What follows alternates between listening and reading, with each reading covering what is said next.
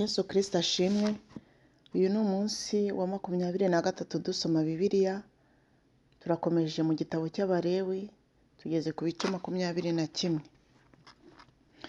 Titire yaho iravuga ngo amategeko yo kwirabura no kurongorana by'abatambyi. Uwiteka abwira Mose ati, bwira abatambyi bene Aroni uti, ntihakagire uwo muri mwe wiyandurisha intumbi ngo yandurire hagati mu bwoko bwe, keretse yakwanduzwa n'iya mwene wabo wa bugufi, nyina na se n'umuhungu we n'umukobwa we na mwene se na mushiki we wari ukiri umwari, akaba mwene wabo wa bugufi kuko atararongorwa. Intumbi ye yayiyandurisha. Ubwo ari umukuru mu bwoko bwe, ntakiyanduze ngo yiyonone. Ntibakoreshwe ibiharanjongo, ntibakiyogoshe inkokora z'ubwanwa bwabo, ntibakikebe ku mubiri. Babere Imana yabo abera, ntibagasuzuguze izina ry'Imana yabo, kuko ari bo batambira Uwiteka ibitambo bikongorwa n'umuriro, ari byo byo kurya by'Imana yabo. Nicyo gituma bakwiriye kubabera. Ntibakarongore maraya cyangwa uwanduye, kandi ntibagacyure uwasenzwe, kuko umutambyi ari uwera ku Mana ye. Nicyo gituma ukwiriye guhora umutekereza ko ari uwera, kuko ajya atamba ibyo kurya by'Imana yawe. Ahora akubera uwera, kuko Uwiteka ukweza ndi uwera. Kandi umukobwa w'umutambyi wese niyononesha gusambana, aba yononnye se bamutwike. Umutambyi mukuru muri bagenzi be wasutswe ku mutwe amavuta ya elayo yo gusiga, akerezwa kwambara ya myambaro, ntagatendeze umusatsi we, ntagashishimure imyenda ye, ntakinjire aho intumbi yose iri, ntakiyandurishe intumbi ya se cyangwa nyina, ntibikamukure ahera, ntakonona ahera h'Imana ye, kuko kwereshwa amavuta yasizwe y'Imana ye kumuriho. Ndi Uwiteka. Kandi umukobwa arongora azaba ari umwari, umupfakazi cyangwa uwasenzwe cyangwa uwanduye cyangwa maraya ntakabarongore, ahubwo umwari wo mu bwoko bwe azaba ari we arongora. Ntakononere urubyaro rwe hagati mu bwoko bwe, kuko ndi Uwiteka umweza. Inenge zababurisha gukora umurimo wabo. Uwiteka abwira Mose ati, bwira Aroni uti, umuntu wese wo mu rubyaro rwawe mu bihe byabo byose uzagira inenge ntakigire hafi ngo atambe ibyo kurya by'Imana ye. Umuntu wese ufite inenge ntakigire hafi impumyi cyangwa uremaye ukuguru cyangwa ubutaraye izuru cyangwa ufite urugingo ruruta urundi nka rwo, cyangwa uvunitse ikirenge cyangwa ikiganza, cyangwa ufite inyonjo cyangwa igikuri, cyangwa ufite inenge ku ijisho, cyangwa urwaye ubuheri cyangwa ibikoko, cyangwa umenetse ibinyita bito. Ntihakagire umuntu wo mu rubyaro rwa Aroni umutambyi ufite inenge wigira hafi ngo atambe ibitambo bitambirwa Uwiteka bigakongorwa n'umuriro, kuko afite inenge. Ntakigire hafi ngo atambe ibyo kurya by'Imana ye. Ajye arya ku byo kurya by'Imana ye, ku byera cyane no ku byera, ariko ntakigire hafi ya wa mwenda ukingiriza ahera cyane. Ntakegere igicaniro kuko afite inenge, kugira ngo atagira ahera hanjye yonona, kuko ndi Uwiteka uheza. Ibyo byose Mose abibwira Aroni n'abana be n'Abayisiraheli bose. Igice cya 22. Titire yaho iravuga ngo umutambyi ntakwiriye kurya ku byera ahumanye. Uwiteka abwira Mose ati, bwira Aroni n'abana be bitandukanye n'ibyera Abisiraheli banyereza, be gusuzuguza izina ryanjye ryera. Ndi Uwiteka. Ubabwire uti, umuntu wese wo mu rubyaro rwanyu mu bihe byanyu byose uzegera ibyera Abisiraheli bereje Uwiteka agihumanye, uwo muntu azakurweho ave imbere yanjye. Ndi Uwiteka. Umuntu wese wo mu rubyaro rwa Aroni ubembye cyangwa uninda ntarye ku byera atarahumanuka. Kandi ukoze ku muntu wese cyangwa ku kintu cyose cyahumanijwe n'intumbi, cyangwa ku muntu uvuyemo n'intanga ze, cyangwa ukoze ku gikururuka cyose cyamuhumanya cyangwa ku muntu wamuhumanisha guhumana k'uburyo bwose, ukoze ku bimeze bityo azaba ahumanye ageze nimugoroba. Ntakarye ku byera ariko yiyuhagire, izuba nirirenga azaba ahumanutse, abone kurya ku byera kuko ari byo kurya bye. Intumbi n'ikirira ntakabirye ngo abyiyandurishe, ndi Uwiteka. Nicyo gituma bakwiriye kwitondera umurimo nabarindishije, kugira ngo utazabazanira icyaha ukabicisha kuko bawononnye. Ndi Uwiteka ubeza. Amategeko y'abatari abatambyi barya ku byera. Utari uwo mu batambyi ntakarye ku cyera. Umushyitsi wo mu nzu y'umutambyi cyangwa umukorera ibihembo ntakarye ku cyera. Ariko umutambyi nagura umuntu ifeza, uwo ajye akiryaho, n'abavukiye mu rugo rwe bajye barya ku byo kurya bye.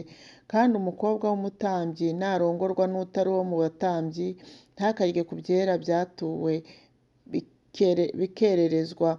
Ariko umukobwa w'umutambyi niba ari umupfakazi cyangwa yarasenzwe ntagire umwana, akaba igishubaziko, agasubira mu nzu ya se nk'uko yari ari mu bwana bwe, ajye arya ku byo kurya bya se, ariko ntihakagire utari uwo mu batambyi ubiryaho.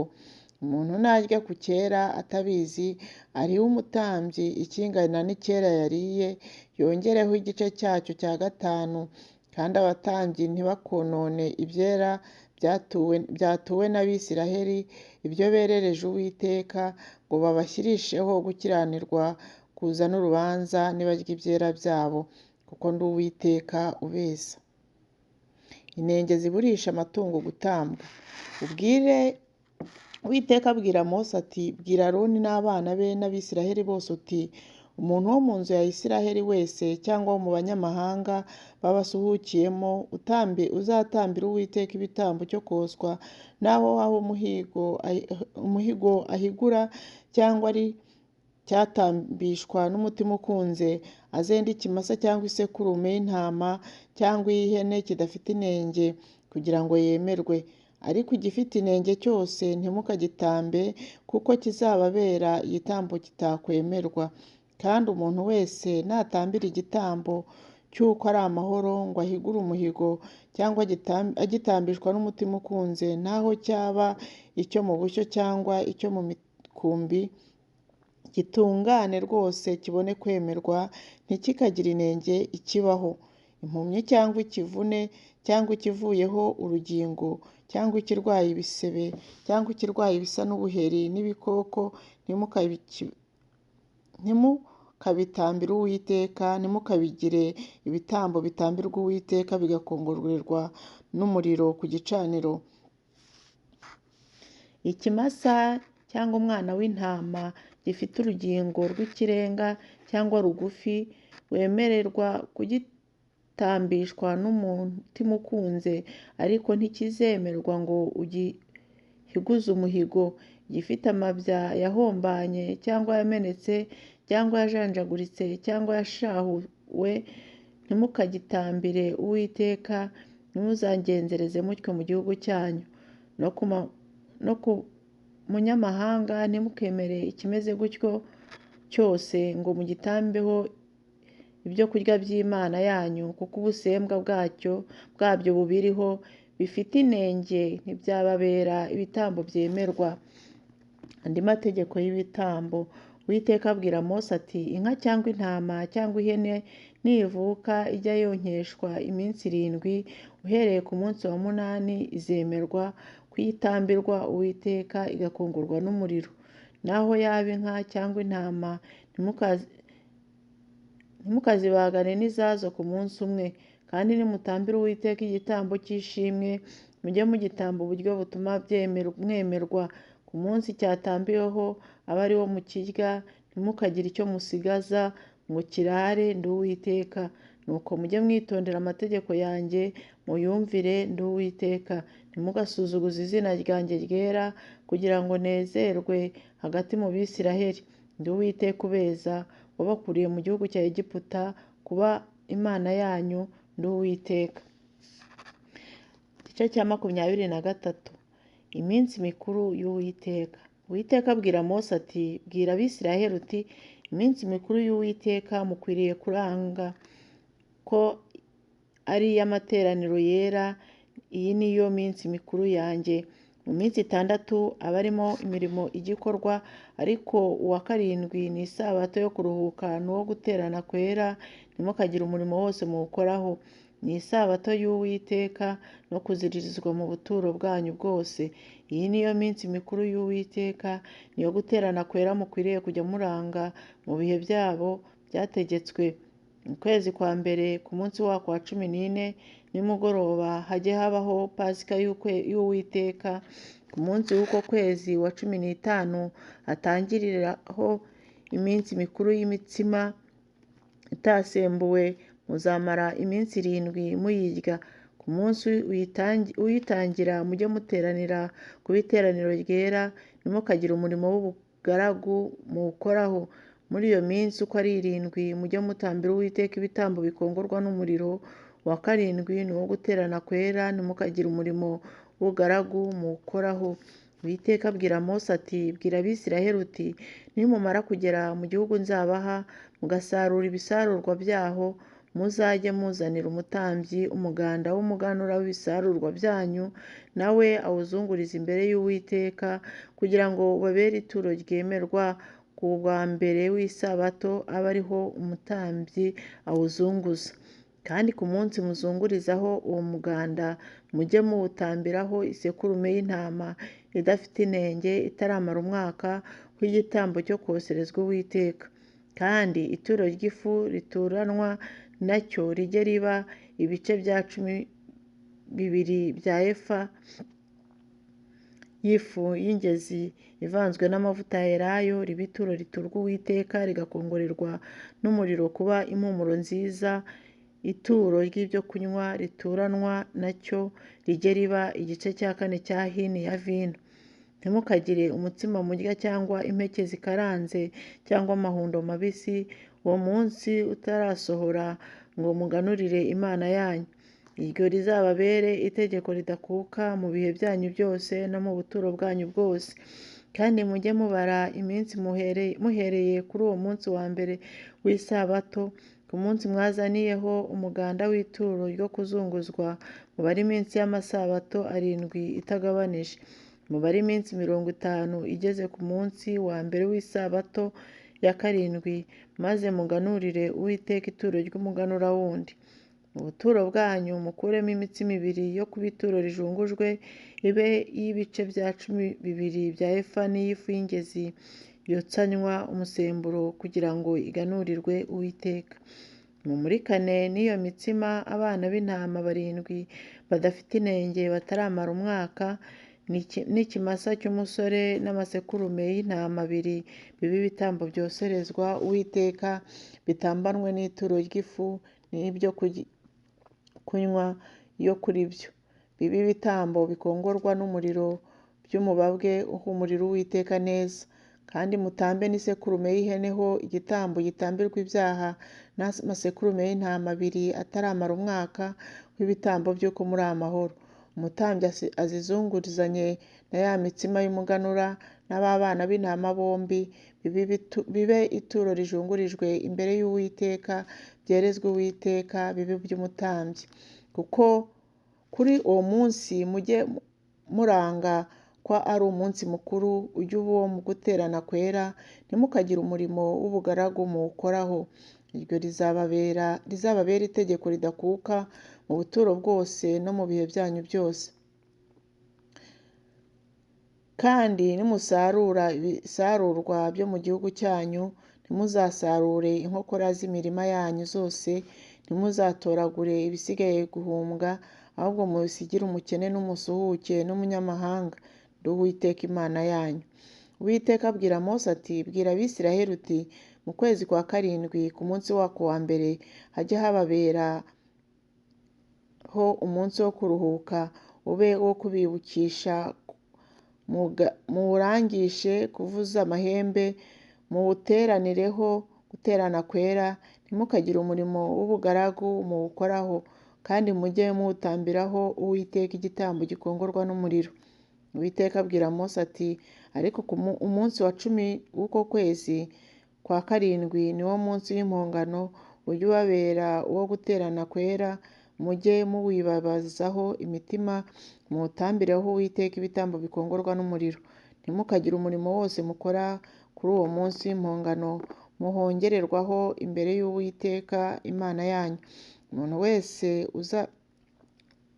utazibabaza umutima kuri uwo munsi azakurwe mu bwoko bwe. Kandi umuntu wese uzakora umurimo wose kuri uwo munsi nzamurimbura mukure mu bwoko bwe. Ntimukagire umurimo wose mukoraho, iryo ribabera itegeko ridakuka mu bihe byanyu byose no mu buturo bwanyu bwose. Ujye ubabera isabato yo kuruhuka, mwibabaze imitima, mujye muziririza iyo sabato muhereye nimugoroba ku munsi w'uko kwezi wa 9, mugeze nimugoroba ku munsi wa 10.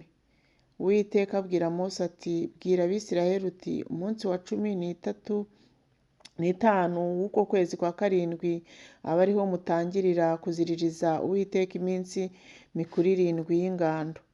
Ku munsi uyitangira hajye habaho guterana kwera, ntakagire umurimo w'ubugaragu muwukoraho. Mumare iminsi 7 mujya mutambira Uwiteka ibitambo bikongorwa n'umuriro. Uwa 8 ujye ubabera uwo guterana kwera, muwutambireho Uwiteka ibitambo bikongorwa n'umuriro, we wo guterana mwitonze. Ntimukagire umurimo w'ubugaragu muwukoraho. Iyo niyo minsi mikuru y'Uwiteka mukwiriye kuranga ko ari iyo guterana kwera, ngo mujye muyitambiraho Uwiteka ibitambo bikongorwa n'umuriro, igitambo cyoswa n'ituro ry'ifu, n'igitambo kindi n'amaturo y'ibyo kunywa, n'ituro ryose n'igitambo cyose ku munsi wacyo. Ibyo ntibikabakureho kuziririza amasabato y'Uwiteka no gutura amaturo yanyu, aho muhiguza imihigo yose n'ayo muturishwa Uwiteka yose n'imitima ikunze. Ariko muhereye kuri uwo munsi wa 15 w'ukwezi kwa karindwi, mumaze gusarura imyaka yo mu gihugu cyanyu, mujye muziririza iminsi mikuru 7 y'Uwiteka, uyitangira uwo kuruhuka n'uwa 8 uwo kuruhuka. Ku munsi uyitangira mujye mwenda imbuto z'ibiti byiza by'amashami y'imikindo n'amashami y'ibiti bisagambye binini, n'ingemwe z'imikinga yo ku migezi. Mumare iminsi 7 munezererwe Uwiteka imbere y'Uwiteka Imana yanyu. Uko umwaka utashye mujye muziririza Uwiteka mutyo iminsi mikuru 7. Iryo ribabera itegeko ridakuka mu bihe byanyu byose. Mujye muziririza iyo minsi mikuru kwezi kwa karindwi. Mujye mumara iminsi 7 muri mu ngando. Abisirayeli bakavukire bose babe mu ngando, kugira ngo ab'ibihe byanyu byose bamenye yuko nabesheje Abisirayeli mu ngando ubwo nabakuraga mu gihugu cya Egiputa. Ndi Uwiteka Imana yanyu. Mose abwira Abisirayeli iminsi mikuru y'Uwiteka iyo ari yo. Igice cya 24, titire yawe iravuga ngo itegeko ry'amatabaza yo mu ihema. Uwiteka abwira Mose ati, tegeka Abisirayeli bakuzanire amavuta aboneye ya elayo yasekuwe ya cya gitereko, kugira ngo bitume iryo tabaza rihora ryaka. Inyuma ya wa mwenda ukingiriza ibihamya wo mu ihema ry'ibonaniro, aba ariho Aroni ajya aritunganiriza iminsi yose, kugira ngo ryake imbere y'Uwiteka rihere nimugoroba rigeze mu gitondo. Iryo rizababera itegeko ridakuka mu bihe byanyu byose. Ajya atunganiriza amatabaza kuri icyo gitereko cyacuzwe mu izahabu nziza, kugira ngo ahore yakira imbere y'Uwiteka. Iry'imitsima yo guterekwa imbere y'Uwiteka. Kandi wende ifu y'ingezi uyivugemo udutsima 12 twose, ibice bya 12 bya efa bivugwemo agatsima kamwe, bityo bityo. Udutekere ibirundo 2 kuri ya meza, udutereke ibirundo 2 kuri ya meza y'izahabu nziza imbere y'Uwiteka, ikirundo kimwe kibemo 6. Ku kirundo cyose ugereke umubavu uboneye ube kuri iyo mitsima, ari urwibutso, ari ituro ryo guturwa Uwiteka rigakongorwa n'umuriro. uko isabato itashye ajye ayitereka imbere y'Uwiteka mu butereko bwayo, abikorere Abisirayeli bibe isezerano ridazashira, kandi iyo mitsima ijye iba iya Aroni n'abana be, bajye bayirira ahantu hera. Itegeko ritazakuka ritegetse ko imubera iyera cyane mu maturo n'ibitambo bitambirwa Uwiteka bigakongorwa n'umuriro. Urubanza rw'uwavumye izina ry'Uwiteka. Umuhungu w'Umwisirayelikazi yabyaranye n'Umunyegiputa yari yaravanyeyo n'Abisirayeli, atonganira mu ngando n'Umwisirayeli. Uwo muhungu w'Umwisirayelikazi atuka rya zina ararivuma, bamuzanira Mose. Nyina yitwa Shelomiti mwene Diburi wo mu muryango wa Dani. Bamukingiranira kugira ngo bageze igihe babwirirwa ibyo Uwiteka yategeka. Uwiteka abwira Mose ati, jyana uwamuvumye inyuma y'ingando, abamwumvise bose bamushyire ibiganza ku mutwe, iteraniro ryose rimwicisha amabuye. Kandi ubwire Abisirayeli uti, uzavuma Imana ye wese azagibwaho n'icyaha cye. Uzatuka izina ry'Uwiteka ntakabure kwicwa, iteraniro ryose ntirikabure kumwicisha amabuye, naho yaba umunyamahanga cyangwa kavukire, natuka izina ry'Uwiteka azicwe. Uzakubita umuntu akamwica ntakabure kwicwa, uzakubita itungo akaryica aririhe, ubugingo burihweho ubundi. Umuntu natera mugenzi we inenge yiturwe nk'ibyo yagiriye undi, kuvuna igufwa guhorerwe ukundi, ijisho rihorerwe irindi, iryinyo rihorerwe irindi. Uko yateye undi muntu inenge abe ariko yiturwa. Uwishe itungo aririhe, uwishe umuntu ahorwe. Kavukire n'umunyamahanga mujye mubasangiza itegeko rimwe, kuko ndi Uwiteka Imana yanyu. Mose ategeka Abisirayeli, bajyana inyuma y'ingando wavumye Uwiteka, bamwicisha amabuye. Abisirayeli bagenza uko Uwiteka yategetse Mose. Ibice 25. Umwaka wa 7 yo kuraza ihinga. Uwiteka abwirira Mose ku musozi wa Sinayi ati, bwira Abisirayeli uti, nimumara kugera mu gihugu nzabaha, icyo gihugu kizajye kiziririza Uwiteka isabato. Uzajye ubiba mu murima wawe mu myaka 6, kandi mu myaka 6 uzajye wanganya amahage y'imizabibu yawe, kandi abe arimo usarura imyaka yabyo. Ariko umwaka wa 7 uzajye uba isabato yo kuraza igihugu ihinga, yo kuziririzwa Uwiteka. Ntukawubibemo umurima wawe, ntukawanganyemo amahage y'imizabibu yawe. Kimeza ntuzayisarure. Inzabibu zo mu muzabibu wawe utogoshwe nazo ntuzazisarure. Uwo mwaka ujye uba uwo kuraza igihugu ihinga. Kimeza y'igihugu yo muri uwo mwaka w'isabato ijye ibabera ibyo kurya, wowe n'umugaragu wawe n'umuja wawe n'umukozi wawe ukorera ibihembo, n'umunyamahanga ugusuhukiyeho, n'amatungo yawe n'inyamaswa zo mu gihugu cyawe. Ibyo byose kimeza yacyo ijye ibibera ibyo kurya. Umwaka wa 50 wa Yubile. Kandi ujye ubara amasabato y'imyaka 7, imyaka 7 iminsi uzamara izabe amasabato 7 y'imyaka, ariyo myaka 49. Maze ku munsi wa 10 w'ukwezi kwa 7 uzajye uzerereza ihembe, barivuze ijwi rirenga. Ku munsi w'impongano abe ariho uzerereza ihembe mu gihugu cyanyu cyose. Mujye mweza umwaka wa 50 mu gihugu cyose, murangire abo muri cyo bose umudendezo. Uwo mwaka ujye ubabera uwa Yubile. Muri wo mujye musubiza umuntu wese muri gakondo ye, kandi umuntu wese asubire mu muryango we. Uwo mwaka wa 50 uzababere uwa Yubile. Ntimukawubibemo, ntimukawusaruremo kimeza cyangwa imbuto z'imizabibu itogoshwe, kuko ari umwaka wa Yubile. Ujye ubabera uwera, mujye murya kimeza yo muri uwo muyisoromye. Muri uwo mwaka wa yubile mujye musubiza umuntu wese muri gakondo ye, kandi nugira icyo ugurisha mugenzi wawe cyangwa nugira icyo ugura kuri we,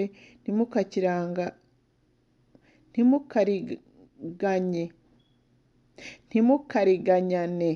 Uko imyaka ingana ikurikiye uwa yubile aba ariko ugura kuri mugenzi wawe, nawe akugurishe nk'uko imyaka y'amasaruro ingana. Uko ubwinshi bw'iyo myaka bungana aba ariko wungura igiciro, kandi uko ubuke bw'imyaka bungana aba ariko ugitubya, kuko umubare w'amasaruro ari wo ukugurisha. Ntimukariganyane, ahubwo mutinye Imana yanyu, kuko ndi Uwiteka Imana yanyu. Nicyo gituma mukwiriye kumvira amategeko yanjye no kwitondera amateka yanjye mukayumvira, nuko muzaba mu gihugu amahoro, kandi ubutaka bwacyo buzeramo imyaka muyihage, mube muri cyo amahoro. Ariko nimuvuga muti, tuzajya dutungwa n'iki mu mwaka wa 7 ko tutazabiba ntidusarure? Nuko mu mwaka wa 6 nzajya mboherereza umugisha ntanga, ubutaka bubereremo uburumbuke bubatunge imyaka 3. Kandi ku mwaka wa 8 muzajye mubiba murye ibigugu, muzageza ku wa 9 ngo musarure, muzajya murya ibigugu. Kandi ku mwaka wa 8 muzajye mubiba murye ibigugu, mutarageza ku wa 9 ngo musarure, muzajya murya ibigugu. Ubutaka ntibukagurwe ngo bukunguranywe, kuko ari jye nyirabwo, namwe mukaba abasuhuke bansuhukiyeho. Mu gihugu cya gakondo yanyu cyose muzajye mwemera ko ubutaka bucungurwa n'uwari nyirabwo. Mwene wanyu nakena akagura kuri gakondo ye, umucunguzi urushijeho kuba bugufi bwe aze acungure icyo mwene wabo yaguze. Umuntu nabura umucunguzi akaba ahindutse umutunzi, akabona icyo kwicungurira, abara imyaka gakondo iyo yaguriwemo, asubize uwayiguze igisigaye ku giciro cyayo, abone uko asubira muri gakondo ye. Ariko natabasha kuyicungurira iyo yaguze, izagumanwe n'uwayiguze ageze ku mwaka wa yubile, maze izakomorwe n'uwo mwaka wa yubile, abone uko asubira muri gakondo ye. Umuntu nagura inzu ye iri mu mudugudu ugoswe n'inkike z'amabuye, yemererwa kuyicungura umwaka utagabanije utarashira. Uwo mwaka utagabanije utarashira yashaka yayicungura. Ariko nidacungurwa umwaka utagabanije utarashira, iyo nzu iri mu mudugudu ugoswe n'inkike izabe ikunguranijwe n'uwayiguze ibiye mu bihe byabo byose, ntizakomorwe n'umwaka wa yubile. Ariko amazu yo mu mihana itagoswe n'inkike azahwanye n'imirima y'umusozi yacungurwa, kandi azakomorwe n'umwaka wa yubile. Ariko imidugudu y'Abalewi siko imeze. Amazu yo mu midugudu ya gakondo y'Abalewi yemererwa kuyacungura igihe cyose. Umwe mu Balewi nadacungura inzu, iyo nzu yaguzwe yo mu mudugudu wa gakondo ye izakomorwe n'umwaka wa yubile, kuko amazu yo mu midugudu y'Abalewi ari gakondo yabo mu Bisiraheli. Ariko imirima igose imidugudu y'Abalewi ntizagurwa, kuko ari gakondo yabo iteka ryose. Mwene wanyu nakena akananizwa gukora n'intege nke imbere yawe, ujye umufasha, mubane nk'umunyamahanga n'umusuhuke ugusuhukiyeho. Ntukamwake inyungu cyangwa ibirenze, ahubwo utinye Imana yawe, kugira ngo mwene wanyu abone uko abana nawe. Ntukamuguririze ifeza zawe kumwaka inyungu, cyangwa ibyo kurya byawe ngo uzamwake ibirenze. Ndi Uwiteka Imana yanyu yabakuriye mu gihugu cya Egiputa kubaha igihugu cy'i Kanani nkababera Imana. Kandi mwene wanyu nakenera imbere yawe akigura nawe, ntukamukoreshe nk'imbata, ahubwo abane nawe nk'umukozi wawe ukorera ibihembo, cyangwa nk'umusuhuke agukorera ageze ku mwaka wa yubile. Uwo mwaka uwo mwaka uzamukomorane n'abana be, asubire mu muryango we no muri gakondo ya ba sekuruza, kuko abo ari imbata zanjye nakuye mu gihugu cya Egiputa, ntibakagurwe ngo babe imbata. Kandi ntukamutwaze igitugu, ahubwo utinye Imana yawe. Ariko imbata zawe z'abagabo n'abagore uzagira zijye ziva mu mahanga akugose, abe ari yo mujya muziguramo, kandi abasuhuke babasuhukiyemo n'urubyaro rwabo ruri muri mwe babyariye mu gihugu cyanyu, nabo mwabaguramo imbata zikaba gakondo yanyu. Muzazirage n'abana banyu babazungura zibe gakondo yabo, muzakomeze kuzigira imbata iteka. Ariko bene wanyu Abisirayeli ntimukabatwaze igitugu. Kandi umunyamahanga cyangwa umusuhuke ugusuhukiyeho nahinduka umukire, mwene wanyu agakenera imbere ye, akigura n'uwo munyamahanga cyangwa umusuhuke ugusuhukiyeho, cyangwa n'uwo mu muryango we, amaze kugurwa yacungurwa, umwe muri bene se yamucungura, cyangwa se wabo, cyangwa mwene se wabo, cyangwa mwene wabo wa bugufi wese yamucungura, cyangwa nawe ubwe yahinduka umukire yakwicungura. Azababarire imyaka wamuguze ahere ku mwaka yiguriye, nawe ageze ku mwaka wa yubile, igiciro kimucunguza kizahwane n'umubare w'iyo myaka, igiciro cyayo gicirwe nk'uko ibihembo by'umukozi biri. Niba imyaka isigaye ari myinshi uko ingana, abe ariko asubiza igiciro kimucunguza kivuye mu biguzi yaguzwe. Niba imyaka yo kugeza ku wa yubile yasigaye mike, ayibarire uwamuguze uko iyo myaka ingana, abe ariko amusubiza igiciro kimucunguza, abane nawe ameze nk'umukozi ukorera ibihembo by'umwaka. Ntakamutwarize igitugu imbere yawe. Kandi nadacungurwa na kimwe muri ibyo, umwaka wa yubile uzamukomorane n'abana be, kuko Abisirayeli ari imbata zanjye, ubwanjye ni imbata zanjye nakuye mu gihugu cya Egiputa. Ndi Uwiteka Imana yanyu. Imana ibahe umugisha. Dushoje umunsi wa 23, tuzakomeza n'umunsi wa 24 dutangira igice cya 26 mu gitabo cy'Abalewi. Mugire umunsi mwiza.